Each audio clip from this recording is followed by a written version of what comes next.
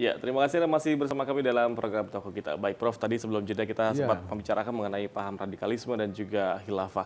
Nah, sebenarnya cara menangkal paham-paham yang memang bisa dikatakan menyimpang ini seperti apa sih Prof?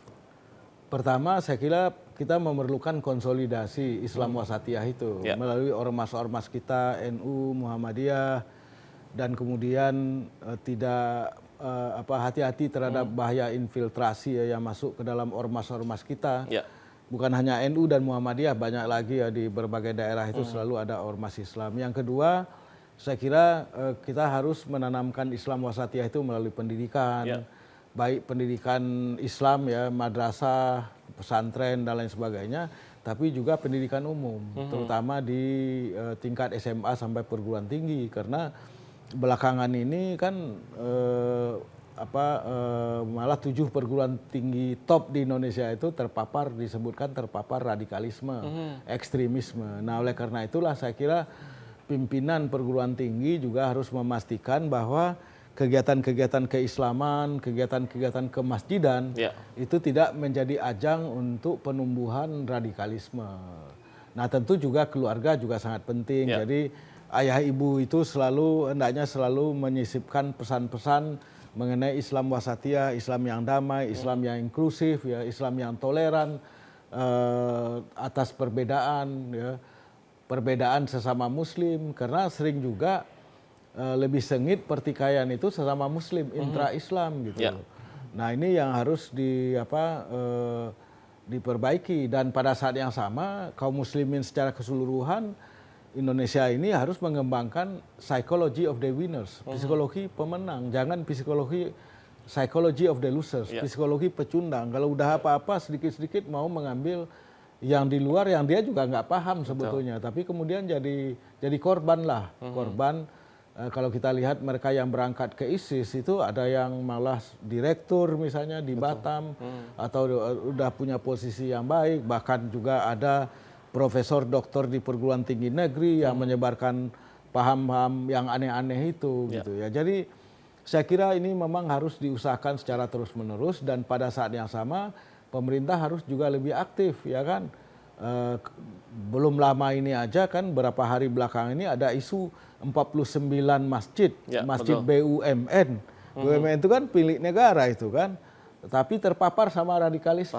Saya kira memang bukan masjidnya yang radikal, tapi penceramah yang didatangkan, khatib dan penceramahnya itu yang radikal. Nah, itu yang diundang terus-menerus, sehingga kemudian mengakibatkan jamaahnya mengalami proses radikalisasi.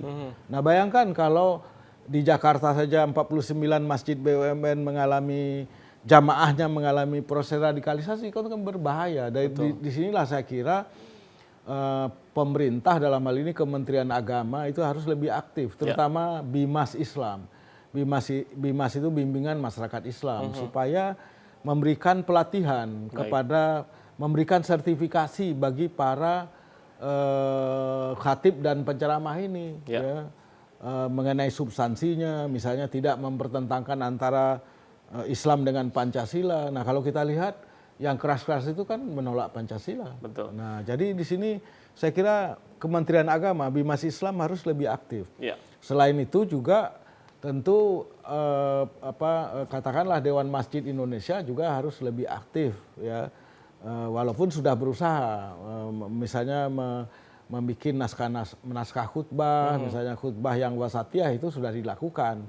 Nah, selain itu ormas-ormas Islam agar memberikan sertifikasi bagi para khatibnya, para penceramahnya, seperti yang dilakukan di NU, Muhammadiyah dan sebagainya. Mungkin dengan contoh filterisasi tadi, Prof, iya, jadi ini usaha yang memang harus melibatkan segala pihak, nggak bisa sendiri. Jadi antara pemerintah, masyarakat ini harus bersinergi untuk melawan radikalisme tadi. Harus bersinergi. Baik, Prof, ini kan dapat info nih, dapat contekan nih, kalau Anda pernah mendapatkan predikat sebagai jembatan antara dunia Islam dan juga Barat. Nih ceritanya gimana sih, Prof, sebenarnya? Iya, ya memang saya seperti yang saya katakan, saya sering sekali diundang ke luar negeri dalam dialog-dialog intra dan antar agama ke Eropa, ke Eropa dan kemudian juga ke negara-negara Timur Tengah, Asia Selatan, bahkan sampai Amerika Latin dan Amerika Utara gitu.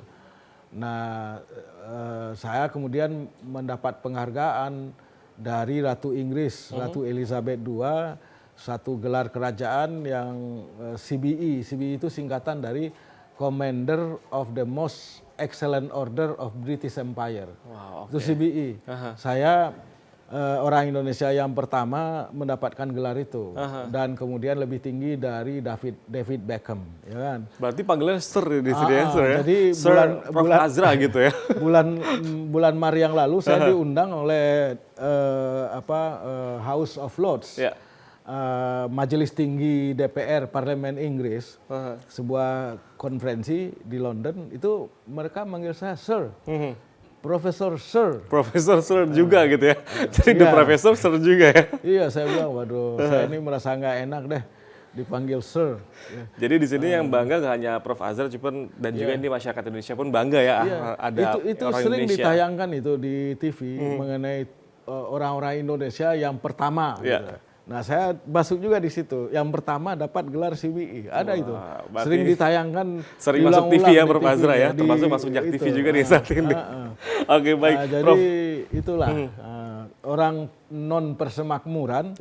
Pertama yang dapat gelar itu dan kemudian dipanggil Sir gitu. Walaupun di Indonesia sendiri saya nggak pernah memakai di depan namanya, nama saya, karena nanti saya dibilang nanti ke Inggrisan, ke Barat-Baratan, kan ada saja orang yang begitu gitu. Jadi untuk sensitivitas ya saya nggak pakai gitu. Jadi panggilnya mungkin Prof. Azra aja gitu ya, Prof ya? Cukuplah Profesor Raja atau panggil namanya Abang Edi atau apalah, terserah. Tapi yang jelas kalau saya nggak bisa lah manggil nama doang ya, jadi kan nggak sopan ya, Prof. Oke, baik Prof, ini mungkin pertanyaan terakhir sebelum kita tutup.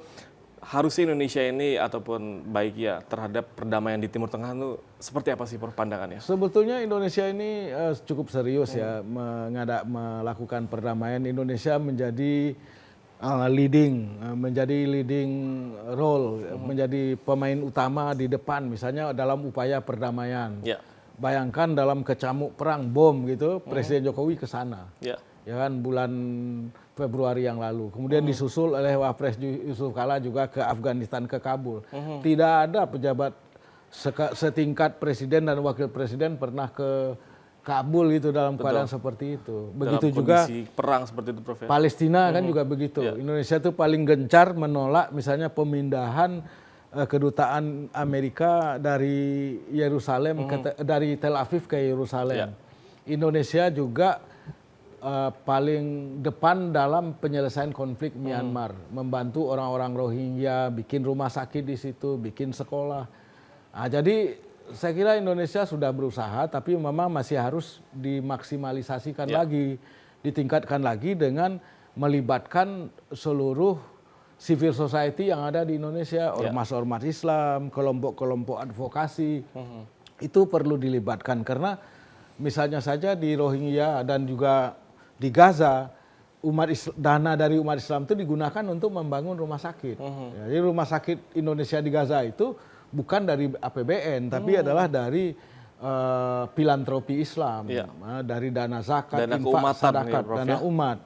Begitu juga rumah sakit yang sedang dibangun di daerah Rohingya atau di Rakhine State, negara bagian itu semua juga dana dari jadi di sini dari umat. Indonesia sangat serius dalam misi perdamaian di Timur Tengah pasti, Prof ya? Ya, saya kira sangat serius walaupun masih banyak yang harus dilakukan untuk menciptakan perdamaian di Palestina. Nah, ini juga Indonesia ini jadi susah karena orang sesama Palestina aja nggak mau akur antara Hamas di Gaza dengan orang Al-Fatah di tepi barat. Nah, kita maunya Indonesia bersatu dulu lah ini. Kita usahakan bersatu, diundang ke sini segala macam, tapi belum berhasil. Kita harapkan pemerintah Indonesia tidak patah semangat sehingga kemudian ini tetap berjuang begitu ya. Gitu. Baik, terima kasih banyak Prof Azra telah meluangkan waktunya untuk program Tokoh Kita.